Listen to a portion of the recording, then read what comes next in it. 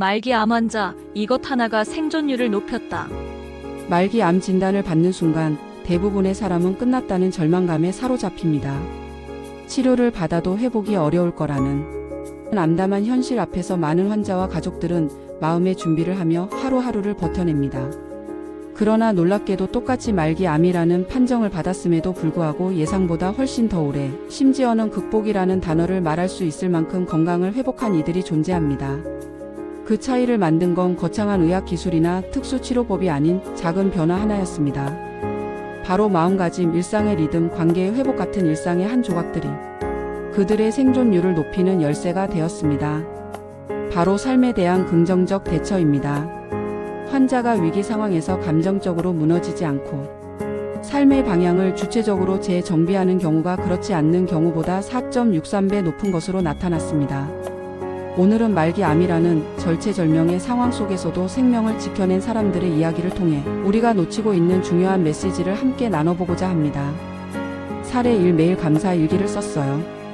박정자 63세 씨는 췌장암 말기 판정을 받고 수술이 불가능하다는 의사의 말을 들었습니다. 가족 모두가 충격에 빠졌지만 그녀는 오히려 담담했습니다.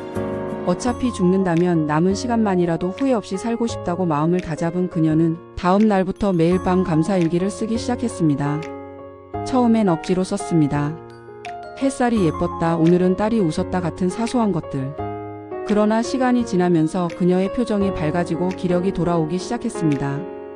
담당 의사는 예상보다 상태가 안정적이라며 항암 치료도 더 적극적으로 진행할 수 있었다고 말했습니다. 그녀는 현재 진단 3년째 아직도 일상생활을 유지하고 있습니다. 사례 2. 고양이 한 마리가 내 삶을 바꿨어요.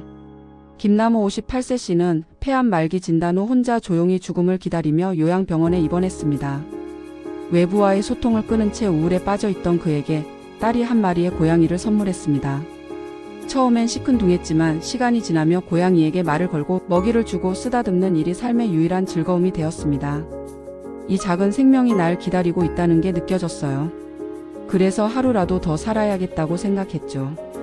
김 씨는 정신적 안정을 찾으며 식사량도 늘고 자발적으로 재활치료에도 참여하기 시작했습니다.